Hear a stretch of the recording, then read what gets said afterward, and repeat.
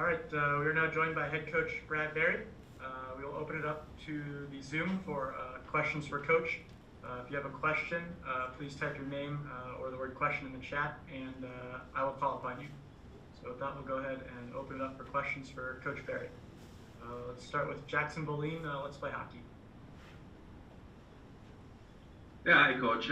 Thank you again for taking the time here.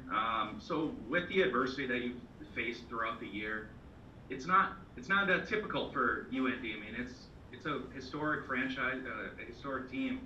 How have you dealt with the adversity that you've gone through the year, and then now, winning when it matters?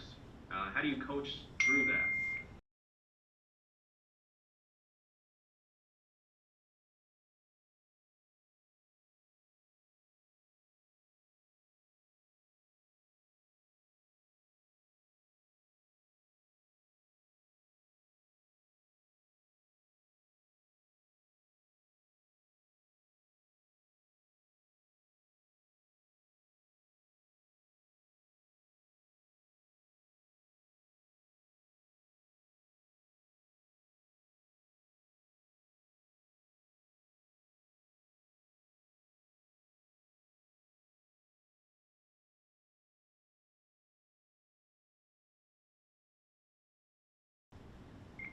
Thank you. Thanks, Coach. Let's next go to Brian Moose, KVSC, SCSU Student Radio. One question about kind of the goaltending for you guys. At the beginning of the season, and I remember in early December when St. Cloud played you guys, that goaltending was kind of a major weakness for your group. Drew DeRitter's really come into his own. He's looked a lot like the goalie that he was at Michigan State here in the past month. What has been kind of the key for, or how important has it been for you guys to find a good goaltender that you can depend on and play some of your best hockey in front of them? Well, let's first start with Drew DeRitter. When we weren't playing our best hockey, it's not on the shoulders of Drew DeRitter. Yes, he's our goaltender, but it's about the 5 players that are playing in front of him. And I felt that our group was probably a little bit loose in some details around him. Yes, certainly he could be a little bit better, but you know what? The onus is on our whole team, not just one player in between the pipes. So Drew DeRitter's playing his best hockey right now. He's sharp, he's focused, he's in that attack mentality in the crease, and he's dialed in. And again, that's great to see, as well as the rest of our team. But I think more importantly is the group in front of them, as far as the commitment level they've brought to the table, as far as defending hard, not only in the defensive zone, but in all 3 zones. To prevent teams from getting secondary scoring opportunities. To play a game 3 against a very good team in Omaha and only give up 14 shots says a lot about our mentality as far as a group and our commitment to Drew DeRitter in net. So yes, he's playing an outstanding brand of hockey, and he will continue to do that. But the onus is on our group in front of him as well to play at that level. Thanks, Coach. Let's next go to Alexander Fern, KVFC. Thanks for taking the time again, Coach. This season, as Brian said, it's been up and down, but, the thing that's been up for you guys lately is, or I guess the entire season, you guys' power play has been absolutely phenomenal. Just take us through just the success of that group. Well, you know what? It's a very talented group, and everybody has got a role that's been defined for them, and they've bought into that role. And yeah, we make some tweaks and some adjustments from game to game, but at the end of the day, those guys are all on the same page, and that's what you have to have for a successful power play, is being predictable to each other. And knowing that you have confidence to make plays and to score goals. And, like I said, the second half of the year, teams become they become better structurally and what they do. And there's no secrets at this time of year, especially with video and how many times you played your teams within your conference. So, again, it's incumbent upon those players to be sharp on those opportunities they get on the power play. And, again, all games present different opportunities. We had Game 3 that presented a lot of opportunities on the power play. There's some games you'll only maybe get 1 or 2 power plays. So again, you got to be sharp for whatever's thrown at you as far as power plays or penalty kills, and specialty teams will be the difference going forward. Thanks, Coach. Let's go to Bill Prout, Center Ice View. Yeah, hi, Coach.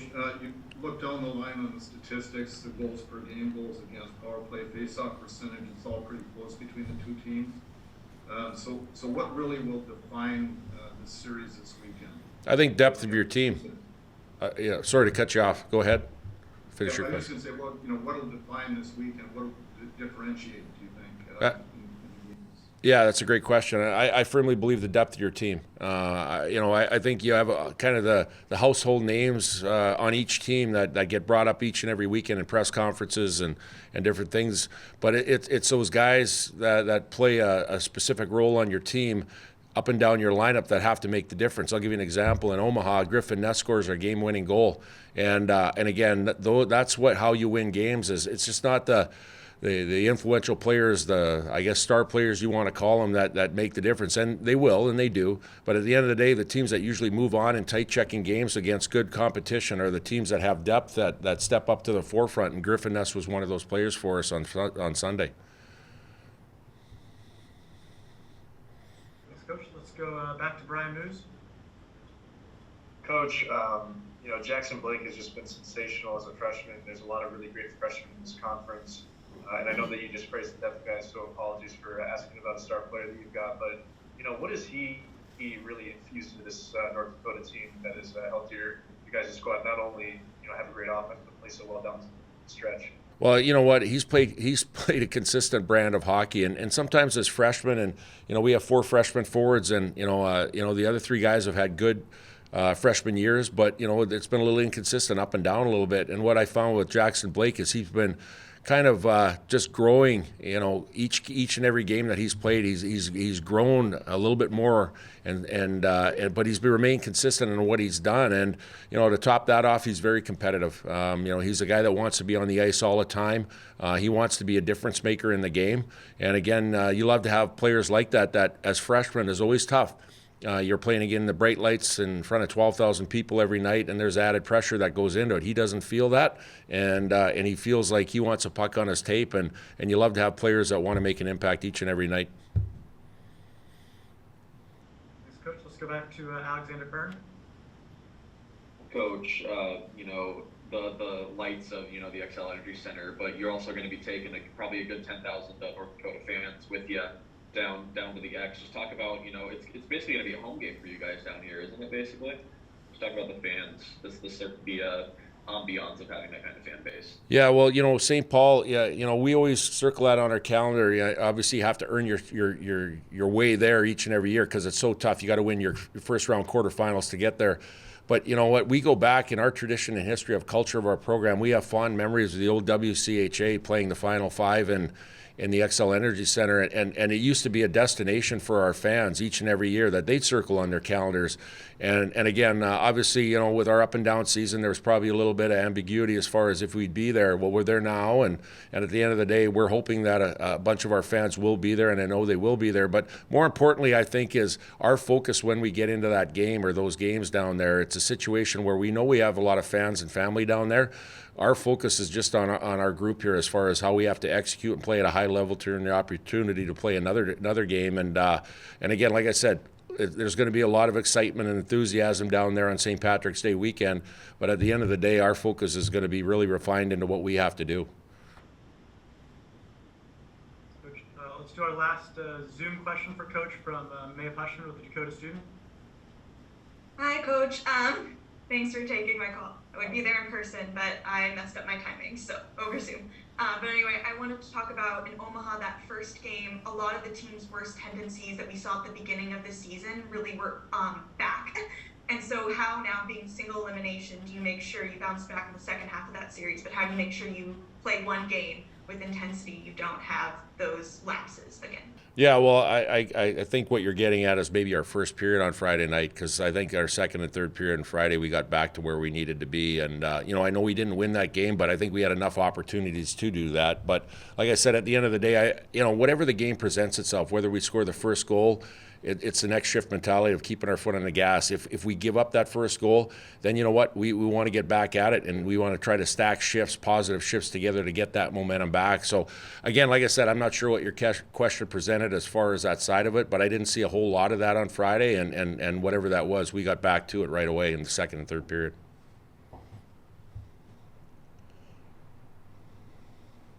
So we'll turn over to Alec and the in-person press conference there in Grand Forks for Coach now. Thanks, Coach. Well, you guys are wearing the blacks this weekend, but it's St. Patrick's Day on Friday. What are you doing? What do you want us to wear, Brad? You pull a lot of weight around here. You tell us. No, you know what? It's one of those things where we'll get down there. We'll have both sets available and ready to go, and we'll make a decision on Friday night. And like I said, I think both sets would do, and I think we've had a lot of success in both sets. So we'll make that decision when we get down there. You guys don't play 3-3 too often. How do you handle this week, preparation-wise, and maybe trying to get the energy back for Friday? Yeah, we didn't get home till 5:30 in the morning on. I guess you could say Monday, right? Because we played Game 3 on Sunday. So obviously Monday was a day off. Today was a maintenance day as far as an optional practice, and we did have the majority of our guys out for a short amount of time. And then we'll go through tomorrow and get a practice here, get on the bus, have a Thursday practice down there. But we'll get into the things that we need to work on and make sure that we get to it and not spend a lot of time on the ice, but make sure that we're sharp in practice and then get to Friday and again, like I said, put everything we can together on the ice to execute at a high level. Seems like the swagger's been kind of higher than it has been all season. What are your thoughts on that? Yeah, for sure. We're on the ice today, and again, getting back on the ice today after day off yesterday, you don't know what you're going to get as far as that, and guys are excited. You can tell, as a coach and been here a long time, the pulse of your team as far as the excitement and the enthusiasm, just by the way the vocal communication is in practice. They were in high spirits. They had a lot of energy today, and they're excited to get going for the week here. So, yeah, you're right. There is the higher level of swagger than there ever has been, and I think there's an excitement because firmly believe our guys believe. They believe that we can have success this weekend, and they believe they can find to work the hard way into the national tournament. So again, it's a situation where you don't want to get in front of yourself, but again, I like where we're at as a team right now. How did you guys decide as the season went on to give Ryan Sidorsky more ice time? Like at the start of the season, he's probably the 7 or 8, and how did that progression work from your point of view? Pretty much all on him. You know what? And again, I'll be quite honest with you. In the conversation when he entered the transfer portal and came here, and we provided him an opportunity, and we just said, hey, it's at the end of the day, it probably doesn't look like a great opportunity as far as the guys that we have coming back in here, but it's all up to you on your body of work and what you do in the course of the year. Well, his body of work has been outstanding. He's exponentially grown his role because of what he's done, and I think if you probably asked him early in the season, it would probably have surprised him as well. And those are the stories you love to hear. And I tell you, it pushes your group. I'm telling you what, like the guys love him in the locker room, only being here 1 year, but what he's added to our group and how he's pushed the bar each and every day, not only for himself but our team, that's what makes you get better as a team. And those are the stories you love to hear. You say you're playing your best hockey right now, and as much as the X's and O's contribute to that success, a big part of playing well as a team is that internal and team confidence going into every weekend. Did you see a turning point in your team to be able to contribute that more?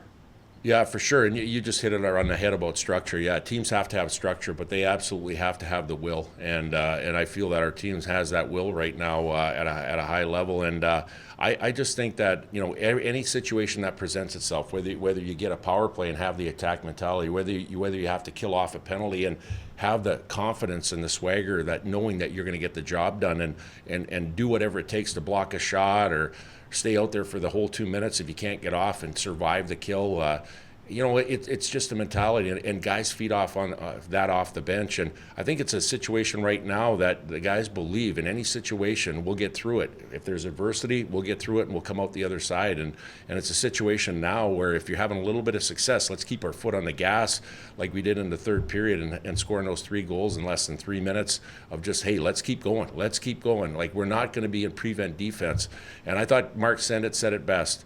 And it was on Saturday night with 5 minutes left. We had the 1 goal lead. It was 2-1. And I'm doing all the things I'm saying to my team as far as on that last media timeout. And I'm saying they're going to pull the goaltender. Let's make sure we have a good F3 high. Let's play a 200-foot game, everything in deep. And Mark Sendit proceeded to interrupt me, and he goes, we're playing to win. We're playing to win, meaning that, you know what, let's keep our foot on the gas and let's not sit back. And we proceeded to score an empty net goal. So, you know what, your captains, when they take over and part of the coaching side of it, you're in a good spot. Because you kind of talked about this earlier about Griffin Ness at Sunday's game, the third game in 3 nights. I think there are 14 power plays, so the top 10 players of both teams were getting a lot of extra time.